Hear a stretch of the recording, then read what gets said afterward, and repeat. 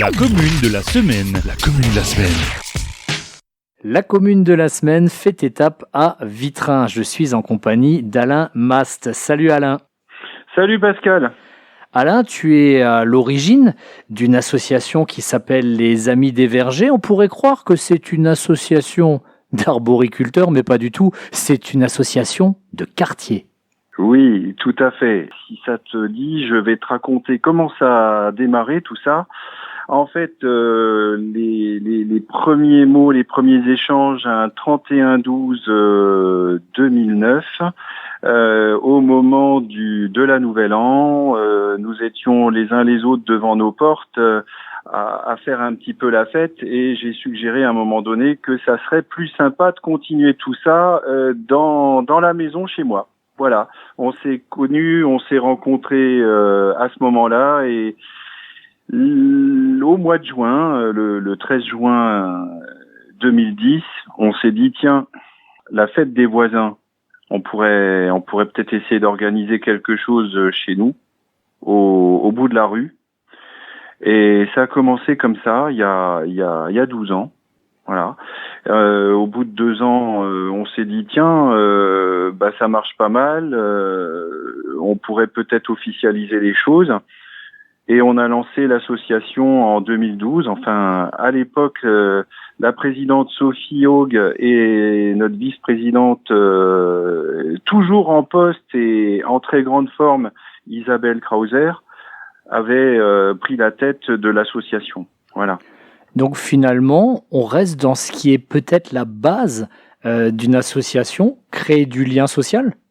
C'est ça, exactement. En fait, notre devise, quand on a déposé nos statuts, notre slogan et notre devise, ce qui nous relie, c'est la convivialité. Voilà, on se prend pas la tête, on est là pour partager, on est là pour passer un bon moment, on fait avec les moyens du bord, on est créatif, et il n'y a pas de problème, il n'y a que des solutions. Et quand tu parlais tout à l'heure de la fête des voisins, qui a été la première, la première fête officielle pour l'association Les Amis des Vergers, cette convivialité, elle démarre par là. Il faut pas oublier qu'il faut parler à son voisin, quelle que soit la commune où l'on habite. Et oui, c'est la base du maillage social, de la bonne entente et du vivre ensemble. Il y a rien de tel. Cette association a fait pas mal d'actions. Il y a eu des bourses notamment, je crois, et aussi avec de l'argent qui est reversé pour acheter des choses notamment. Raconte-nous un petit peu ce qui s'est passé ces dernières années pour l'association. Voilà, donc en fait, nous, à la base, la fête du quartier, c'était du partage, de la bonne franquette, etc., mais ça n'amenait pas de ressources à l'association. Donc les premières années, on va dire, on équilibrait gentiment, etc. Un jour, on s'est dit, tiens, il y a peut-être un truc à faire qui pourrait rendre service aux gens, c'est de créer une bourse. On s'est dit, tiens, une bourse aux jouets et aux vêtements d'enfants à l'époque. On s'est dit, en novembre, c'est pas mal. Les gens viennent d'avoir leur paye, Noël arrive, n'est pas loin. Mais il y a besoin de sous pour acheter des choses pour les fêtes, et on a des petits trucs qui traînent dans les placards qui pourraient servir ou faire plaisir à des gamins très prochainement et faire rentrer un petit peu de sous. Voilà, on s'est dit tiens, ça a un petit côté recyclage, un côté convivial toujours. Et il y a de l'intergénérationnel dans cette histoire, si tu veux.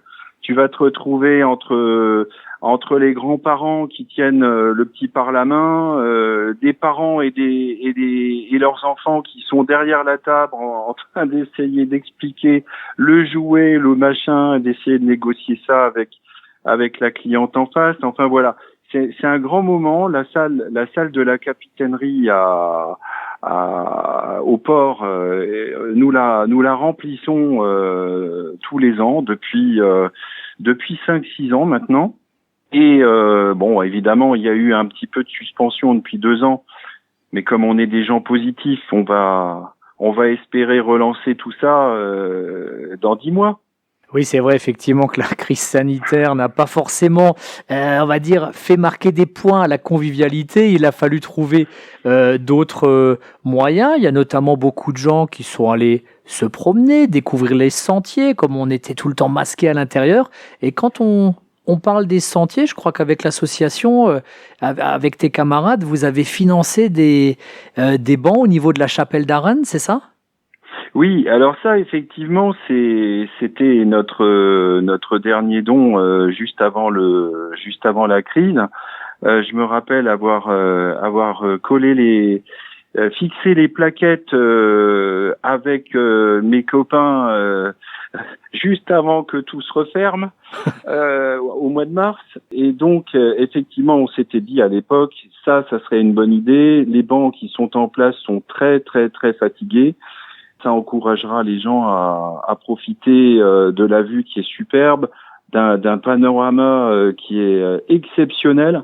Tu as ce Val de Sar à tes pieds, avec le village en face, le canal, la Sarre. On a une vue jusqu'à au-delà d'Herbitsheim sur la gauche et vers Didin-Sarreguemines sur la droite.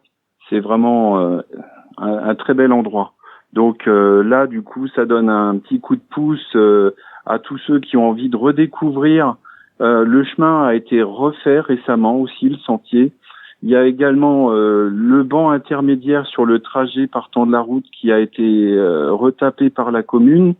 Là, on n'y est pour rien, nous.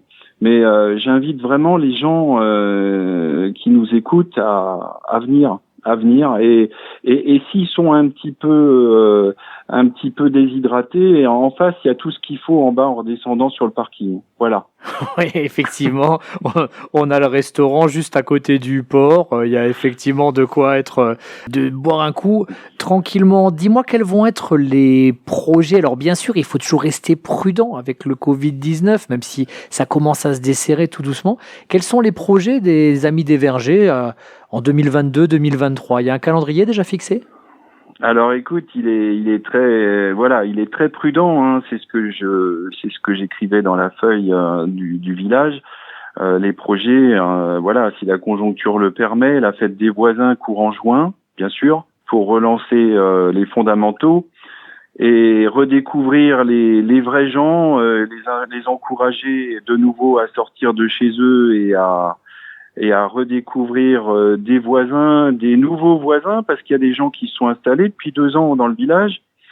Et puis évidemment, notre bourse aux jouets, au mois de novembre, en général, ça se fait dans la première quinzaine du mois de novembre. Alain, on parlait beaucoup de convivialité dans cet entretien, et c'est très bien, ça me plaît cet esprit-là. Et je crois que tu avais envie de faire un petit coucou, un petit salut à certaines personnes. Oui, je voulais absolument citer les piliers de l'association. Alors évidemment, Isabelle, j'en ai parlé tout à l'heure, elle a toujours été le pilier central depuis, puisque j'ai eu quelques moments de fatigue et elle a comblé les rangs. Alexandra également, qui est dans tous les coups, dès qu'on cuisine, dès qu'on pâtisse et dès qu'on met en place des tables. Angèle, ma moitié. Dany, c'est notre chef cuisinier. Voilà. Quand il s'agit de faire plaisir au gustatif et à trouver des solutions, des super solutions goûteuses, notre chef est largement à la hauteur. Il y a également Martial, notre trésorier débrouillard polyvalent. Marc, évidemment, également, toujours gentil et bien disposé. Et puis un peu moi quand même.